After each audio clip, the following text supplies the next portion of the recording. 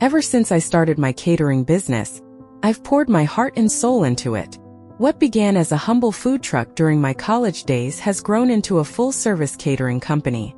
Now I run a thriving business with over 50 employees, catering high-end events all over the Chicago area. Building this company has been my life's work. Sleepless nights, sacrifices, and a determination to succeed that never wavered.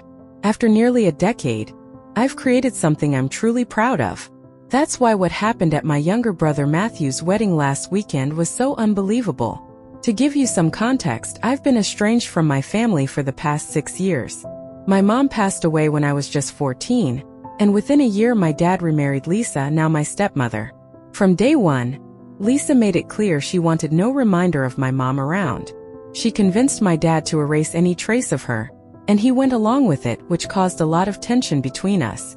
Matthew, who was only 10 at the time, bonded closely with Lisa, but I struggled to adjust to her sudden, controlling presence in our home. That was when the rift with my dad began. Things reached a breaking point during my college years. While I was juggling multiple part-time jobs to pay for school, my dad refused to help me financially, insisting I needed to learn responsibility. Meanwhile, he fully funded Matthew's education at an expensive private university. The favoritism was impossible to ignore. Lisa, with her condescending attitude, frequently belittled my efforts, referring to my catering business as playing with a food truck, while praising Matthew's career in finance as a real job. Over time I pulled away. I still showed up for holidays, but that was about it.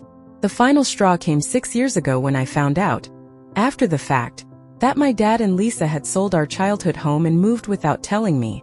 Worse, all my mom's remaining belongings, things I had planned to keep, were gone. When I confronted my dad, he dismissed me, saying I was being overly emotional and needed to move on. That was when I cut contact entirely. Fast forward to last month, I received an unexpected wedding invitation from Matthew. Along with it was a handwritten note saying he missed me and wanted to rebuild our relationship. After a lot of deliberation, I decided to give him a chance. I even offered to cater the wedding at a substantial discount as a gesture of goodwill. Matthew politely declined, explaining they had already booked someone else. I felt a little hurt but let it go. The wedding was at a stunning venue in Lake Forest. I arrived feeling cautiously hopeful. Matthew greeted me warmly, which was a relief. But Lisa's attitude hadn't changed. The moment she saw me, she threw out snide remarks about my appearance and my catering business. I brushed them off and focused on enjoying the ceremony, which was undeniably beautiful. Still, the seating arrangements during the reception spoke volumes about where I stood with my family. I was seated far from my immediate family, placed among distant cousins I barely knew. It felt like a deliberate reminder that I wasn't part of their inner circle. The ceremony had been beautiful, but as the reception progressed, things took a sharp turn for the worse. My father, clearly intoxicated, staggered over to my table and began berating me out of nowhere. He loudly accused me of crashing the wedding, despite the formal invitation I had in my pocket. He went on to claim I was an embarrassment to the family, and that my presence was ruining Mark's special day. I was stunned and didn't even have a chance to respond before Jenny joined in with her signature snide remarks. She sarcastically asked how much I earned playing restaurant owner these days, throwing in a dig about my suit, implying I couldn't possibly afford something so nice. The audacity was beyond comprehension. Rather than engaging in a fruitless argument, I decided to leave. There was no point in trying to reason with a drunk father and a stepmother who seemed to relish the opportunity to demean me. As I walked to my car, fuming over what had just happened, something caught my eye. The catering staff setting up for the main course. I recognized several of them immediately. They were employees of my company. It hit me like a lightning bolt. The catering company my brother had hired had recently been acquired by my business. While I hadn't been involved in the planning since the former owner still managed day-to-day operations, this event was legally under my control. Curious, I called my operations manager to confirm. Sure enough, this was one of our events. I thought back to my father's words, calling me an embarrassment and claiming I was ruining the wedding just by being there. That's when I made a decision. If my presence was so offensive, surely they wouldn't want my company catering their event either. I contacted my staff on site and instructed them to pack everything up and leave. Within 15 minutes, my team of 25 employees had loaded all the food, equipment, and supplies back into our trucks and were on their way out. Chaos erupted as 300 guests realized there would be no main course or dessert. My father tried to intervene, but it was too late. The catering contract, which was originally signed with the company's previous owner, included a clause allowing termination of service if any hostile or discriminatory behavior was directed towards staff or ownership. My father and Jenny's behavior qualified, and I wasn't about to let them insult me while benefiting from my hard work. Before leaving, I handed my business card to the venue manager and told her to have my father contact my lawyer if there were any disputes over the payment. The fallout was immediate. By the next morning, my phone was flooded with messages from family members accusing me of being selfish and vindictive. Mark sent me a long text saying I had ruined his wedding and proved Jenny right about me. My father, unsurprisingly, threatened to sue me for breach of contract. I forwarded all their messages to my lawyer and blocked their numbers. Surprisingly, though, not everyone was against me. Some wedding guests who had witnessed how I was treated reached out to express their support. They told me they were appalled by my father and Jenny's behavior. One of Mark's friends, who had seen my catering company's work before, even apologized on their behalf and praised how professionally my team handled the situation. Over the next few days, I learned that the drama had become a hot topic in Mark's social circles. Word about the debacle spread quickly, and it didn't take long for Jenny's carefully maintained image to start unraveling. She tried to downplay the incident, blaming me entirely for ruining the reception, but the truth was already out, and no one was buying her version of events. Now, as I reflect on everything that's happened, I'm left questioning my decision to attend in the first place. Was it worth trying to mend fences with people who had never valued me? Did I handle things the right way? Part of me feels vindicated, but another part wonders if I should have walked away without making a statement. Honestly, I don't feel guilty about what happened. I didn't crash their wedding or make a scene. I was invited, and they treated me with outright disrespect. They chose to humiliate me, and I exercised my legal right to terminate a service. It wasn't personal, it was strictly business. They didn't want me there, so they didn't get my company's service either. Simple as that. Still, I can't shake the feeling that I've been pulled back into a family drama I've worked so hard to leave behind. Now I'm left questioning if I handled it the right way. Was it too much? Or did they deserve the outcome for the way they treated me? Either way, the situation has been weighing on me, so I'm turning to Reddit for some outside perspective. Am I the jerk here, or was I justified in my actions? Update 1. First off, thank you all for the overwhelming support. I didn't expect my story to blow up like this, but I'm truly grateful for the kind words and thoughtful advice. The sheer number of comments and messages I've received has been staggering. While I've tried to respond to as many as possible, it's been a lot. I genuinely appreciate everyone's input. Many of your perspectives have helped me see this situation from angles I hadn't considered. Now, to address the most common question, the legal side of things and whether my father and Jenny are actually planning to sue me. The short answer? Yes, they've threatened to sue, just as I anticipated. Here's what's happened since my initial post. Right after the wedding fiasco, I reached out to my lawyer to get ahead of any potential legal trouble. Together, we reviewed the contract that Mark, or possibly his wedding planner, signed with the catering company's previous owner. Thankfully, the contract is ironclad. It includes a specific clause that allows us to terminate services in cases of hostile or discriminatory behavior directed at our staff or ownership. This clause was designed for exactly these kinds of situations. To be thorough, I also contacted the venue manager to see if there was any supporting evidence. She confirmed that the venue's security cameras had captured everything. While the audio wasn't perfect, the video clearly showed my father approaching me and berating me. Jenny's snide comments were also caught on camera, leaving no doubt about their hostile behavior. With this evidence, I felt confident about my legal standing. A few days after the wedding, my lawyer sent a formal letter to my father's attorney outlining the situation. We detailed how their behavior violated the terms of the contract and made it clear that we were fully justified in terminating services. We also mentioned the video evidence and stated we were willing to present it if needed. I thought this would be the end of it, but I underestimated how stubborn and vengeful Jenny could be. Yesterday, my father's lawyer sent a response demanding a full refund for the catering. They also threatened to sue for damages, claiming that pulling the catering had ruined the wedding and caused irreparable harm. They were seeking compensation not only for the catering, but also for the alleged disruption caused to the entire event. Naturally, I wasn't about to give in to their demands. This situation was entirely their fault, and I wasn't going to pay them a dime without a fight. After discussing it with my lawyer, we decided to make a counteroffer. We're willing to refund 50% of the deposit, but only under 2 conditions.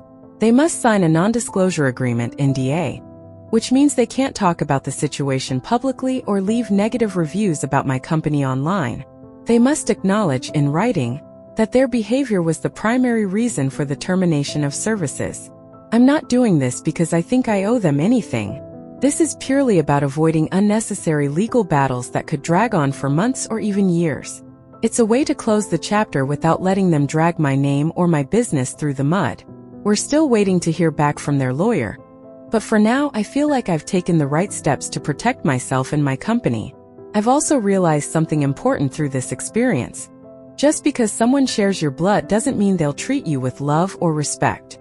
Sometimes you have to stand up for yourself, even if it means severing ties with the people who should have been in your corner. The second condition of our counteroffer was for them to sign a release of claims, which would prevent them from pursuing any further legal action against me or my company. With both conditions laid out, we sent the offer and are now waiting for their response.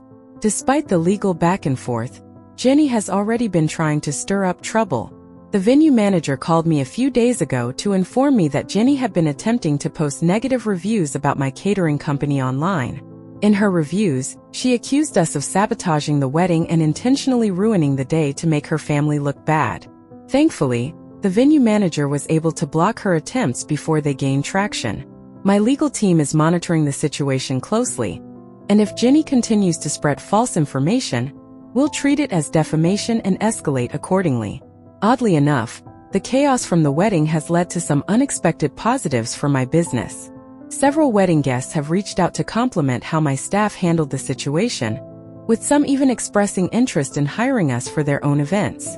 A few mentioned being impressed by how quickly and professionally my team packed up and left when things turned hostile. It's strange to think that such a disastrous event could lead to new business opportunities, but I'll take the silver lining where I can find it. As for my brother Mark, he hasn't contacted me directly, but he did send a message through one of our mutual cousins. In it, he admitted to feeling guilty for not standing up for me during the wedding. He claimed he stayed silent to avoid conflict with our father and Jenny. Mark apologized and asked if we could meet to talk things over. While part of me wants to give him the chance to explain, another part feels like it's too little, too late. For now, I'm holding off on any meetings until the legal situation is fully resolved. On a personal level, I've been reflecting on everything that's happened. In some ways, I feel vindicated for finally standing up for myself. My family had treated me like an outsider for years, and this was my way of drawing a line in the sand. Legally and professionally, I know I made the right decisions. Emotionally, however, this entire ordeal has been draining. It's hard not to feel a sense of loss. Mark's wedding was supposed to be a celebration, but instead, it's turned into a legal battle and a source of family drama I never wanted. The weight of it all is starting to sink in. I can't help but wonder about the long-term consequences for my relationships with the rest of my family. Will things ever go back to normal? Can I repair my relationship with Mark? Or is the damage irreparable? I don't have answers yet, and it's going to take time to figure it out. For now, I'm focused on waiting to see how my father and Jenny respond to our offer. If they agree to the NDA and the release of claims, maybe we can all move on from this mess. But if they refuse and decide to push forward with legal action, I'm fully prepared to defend myself and my company. No matter what happens, I'll make sure to update you all. Thank you for your continued support and encouragement. It means more than I can express, especially during such a chaotic and stressful time. Jenny had been a nightmare from the very beginning of the wedding planning process. According to my business associate, who had direct ties to the wedding planner, she was difficult, demanding, and indecisive. Jenny insisted on making last-minute changes to nearly every detail, including the flower arrangements, despite having already signed off on them. The wedding cake design was altered no fewer than 3 times because Ginny couldn't make up her mind. Even worse, just days before the event, she demanded a complete overhaul of the seating arrangement for over 300 guests. A logistical and financial nightmare. Her meddling didn't stop there. Ginny caused serious tension with the venue staff by making condescending remarks about their professionalism, complaining they weren't up to the standard she expected for such an upscale wedding. This irony wasn't lost on anyone, given the venue's reputation for excellence and its top-notch staff. Ginny even attempted to strong-arm the wedding band into playing a different set list at the last minute, disregarding the fact that Mark and his fiancée had chosen their songs months in advance. The event planner, known for her calm and professionalism, was reportedly pushed to the brink. Ginny's relentless meddling, nitpicking, and overbearing behavior took an emotional toll on the entire team, and there were moments when it seemed like the planner might quit. Despite it all, the planner stuck with it and did her best to manage the chaos Ginny brought to the table. When my associate shared this with me, I couldn't help but feel somewhat vindicated. The stress and confusion I'd experienced at the wedding were just the tip of the iceberg compared to what the vendors endured during the weeks leading up to the event.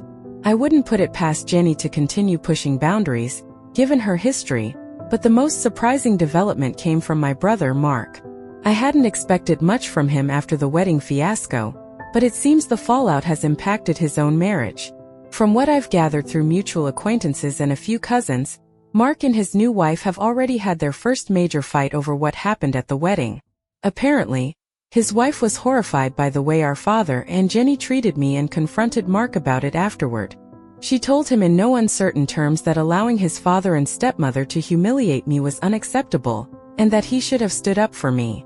This confrontation escalated into a significant argument between them, leading to the postponement of their honeymoon, so they could address their issues. I don't know the finer details, but it's clear that Mark is now being forced to face the reality of his family dynamics, including his relationship with our father and Ginny. I have a strange mix of emotions about this. On one hand, it's validating to know that someone else, especially Mark's wife, saw the situation for what it truly was. Her reaction shows that my feelings about the wedding and the treatment I endured weren't exaggerated. On the other hand, I feel bad for Mark. He's in a tough position. While I'm upset with him for not standing up for me, I also know that he's been under a lot of pressure from our family for years. That doesn't excuse his inaction, but it's a difficult situation, especially now that he's newly married and trying to navigate these challenges. For me, I'm focusing on moving forward. With the legal matters resolved and my legal team handling Ginny's attempts to undermine my business, I'm starting to feel a sense of closure. I'm unsure about the future of my relationship with Mark or the rest of my family, but for now, I'm taking things one step at a time.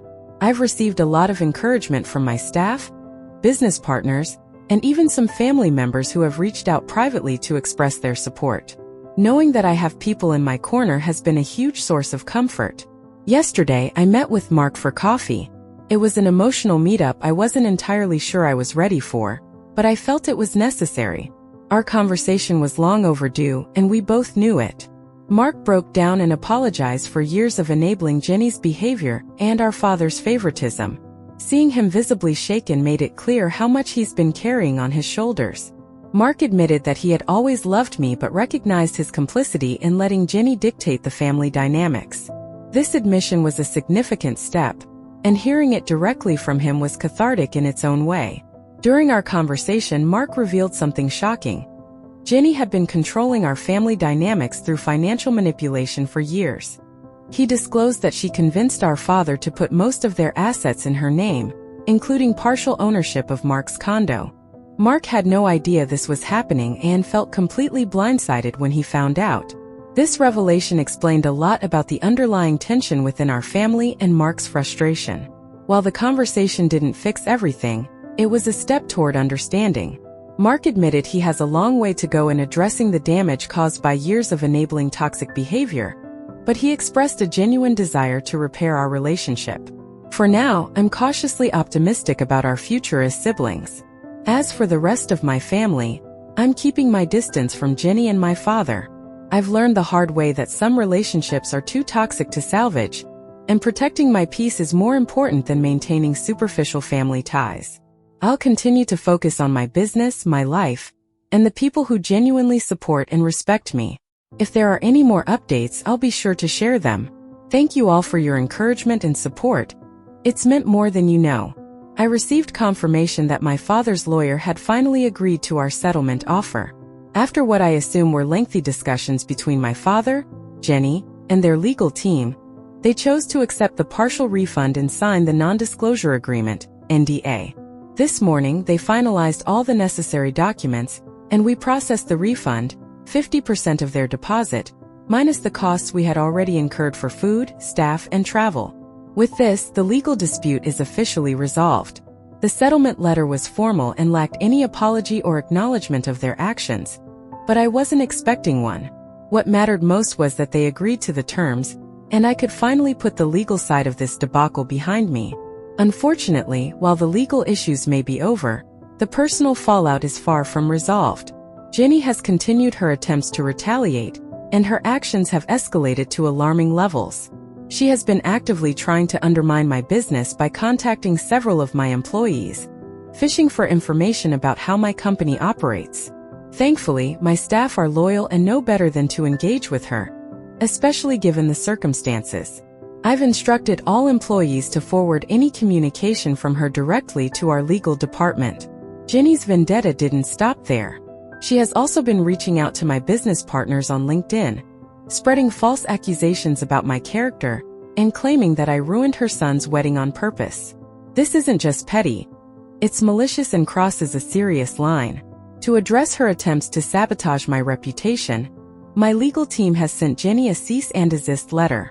We're treating this matter with the utmost seriousness because her actions are bordering on defamation. While I hope the letter will put an end to her antics, we're prepared to escalate the situation further if necessary. Mark shared a revelation during our coffee meeting that left me both proud and hopeful for his future. He confessed that Jenny's manipulative hold over our family had been more pervasive than he realized. For years, he had lived under the illusion of control, only to discover that much of his life had been orchestrated by her. She had even convinced our father to place most of their assets, including partial ownership of Mark's condo, in her name. Mark, blindsided and frustrated, has now taken steps to regain his independence by working with a financial advisor. Hearing this made me proud. It showed that Mark was finally ready to take responsibility for his life. Later that day, Mark's wife reached out to me privately with some wonderful news. They had started couples counseling to address the fallout from the wedding and to build a stronger, healthier relationship. She told me that Mark was finding his voice and learning to stand up to Jenny in ways he never had before. They are also looking for a new condo, one entirely in their names, untethered from Jenny's control. This decision felt like a turning point for them, a sign of real progress. She also mentioned that they were planning a small vow renewal ceremony in a few months, symbolizing their fresh start. The new arrangement for this ceremony will include a redefined seating plan, placing genuine connections at the forefront and leaving toxic dynamics behind. It warmed my heart to hear this. It seems they are committed to building a new narrative for their family, free from the shadows cast by Jenny and my father. As for Jenny and my father, things have gone eerily quiet since they signed the NDA. Through mutual acquaintances, I've learned that their reputation within their social circles has taken a hit. Their attempts to spin a different version of events have only backfired, with people questioning their actions more than ever. For a couple so obsessed with social status, it must be deeply unsettling to see their carefully curated image begin to crumble. This entire experience has taught me a valuable lesson about the power of boundaries. Sometimes, making the hardest decisions, like standing up for yourself or severing ties with toxic individuals, is what ultimately leads to growth and healing. The short-term chaos was painful, but I've come to see that it was necessary for long-term peace. Hearing Mark's wife validate my perspective and seeing Mark take steps toward personal growth has been unexpectedly healing. It's shown me that change is possible, even in relationships that seem irreparably damaged. While I remain guarded, I'm cautiously optimistic about rebuilding my relationship with Mark. As for my business, things couldn't be better. Since the wedding, we've experienced a surge in bookings, thanks to word of mouth and inquiries from those impressed with how professionally my team handled the chaos. It's been incredibly rewarding to see the years of hard work pay off. I also made it a point to meet with my employees to thank them personally for their professionalism during such a challenging event. Their feedback was heartwarming. They spoke of their appreciation for the positive culture we've built together, and it reinforced my pride in leading such a fantastic team. To those wondering about future family events, I'll continue to maintain my boundaries with Jenny and my father. They've shown me who they truly are, and I see no reason to reintroduce that toxicity into my life. However, I'm open to exploring a healthier relationship with Mark and other family members who are willing to interact respectfully. This experience has been an emotional roller coaster, but I'm choosing to focus on the positive. Life is too short for toxic relationships, and I'm determined to surround myself with people who uplift and support me. To everyone who has supported me throughout this journey, thank you. Your encouragement and shared stories have reminded me that standing up for yourself, even when it's hard, can lead to unexpected strength and inspiration. This will likely be my last update, as I want to focus on moving forward. But I leave you with this. Never be afraid to set boundaries and prioritize your own well-being. You never know how your courage might inspire others to do the same.